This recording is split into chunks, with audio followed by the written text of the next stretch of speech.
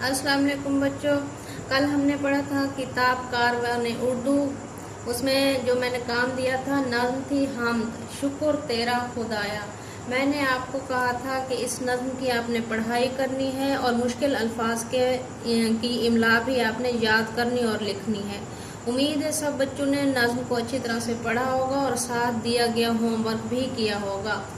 इसी ही नज़्म में से आपकी मश्क में से ये सवाल है, इसमें सिफत सफ़ा नंबर है 3। सारे बच्चे बुकलेट निकालें अपनी। जी, इस्म सिफ्त क्या है?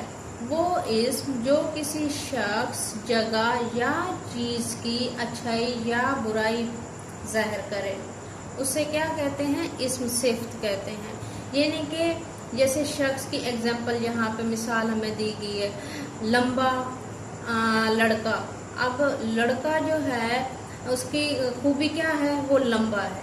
जगह, खुली जगह। अब खुली उसकी सिफ्त है और जगह जो है खुली जगह, इसमें सिफत उसके अंदर इस्तेमाल हो रहा है। अब कोई भी चीज़ ले लें, जैसे मेरे हाथ में एक स्केल है, आयरन का स्केल है, तो ये आयरन का स्केल, आयरन जो है इसकी खूबी है, अच्छाई है इसकी, ठीक है ना। इसी तरह से यानी कि आपने ये जहन में रखना है, किसी भी चीज़ की जब कोई अच्छाई या बुराई बयान की जाएगी, ज़ाहिर की जाएगी, उसे इस्म सिफत कहेंगे, ठीक है। फिर है मौसूफ। ज़ाहिर है सिफत जो है मौसूफ के बगैर नामुकम्मल है।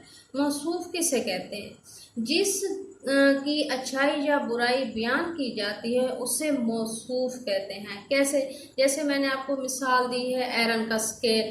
अब आयरन जो है, लोहे का स्केल जो है, ये इसकी लोहा सिफ्त है और स्केल जो है इस चीज़ की सिफत बयान की जा रही है।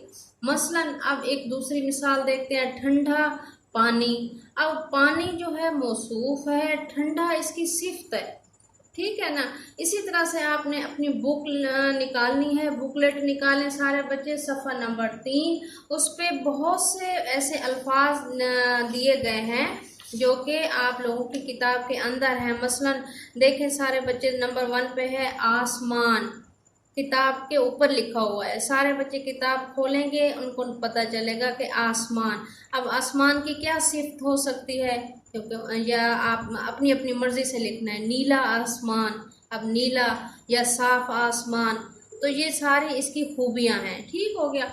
अब लास्ट पे एक क्वेश्चन है, सवाल दिया गया है कि नज़्म में मौजूद अल्लाह की जो है अल्लाह ताला की 4 नेमतों की तस्वीर बनानी है आपने, और उनमें अच्छी तरह से रंग भी भरना है, खूबसूरत रंग देने हैं उनको। अब आप आसपास देखें, अल्लाह ताला की नेमतें तो बहुत सारी हैं, लेकिन हमने इस सवाल को चेंज कर दिया है, ठीक है। आपने ये देखना है, नज़्म को पढ़ना है, उसमें देखना है कि अल्लाह ताला की कौन कौन सी नेमतों का जिक्र किया गया है। अपनी पसंदीदा 4 नेमतों की तस्वीर बनानी है और उसमें रंग भी भरना है। और जो सफ़ा नंबर 3 पे आपको बुकलेट पे काम दिया गया है, मौसूफ और सिफ्त का मुनासिब इस्तेमाल करना है।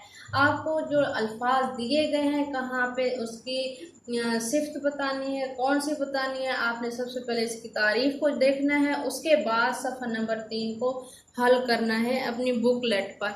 ओके बच्चों, अल्लाह हाफिज़।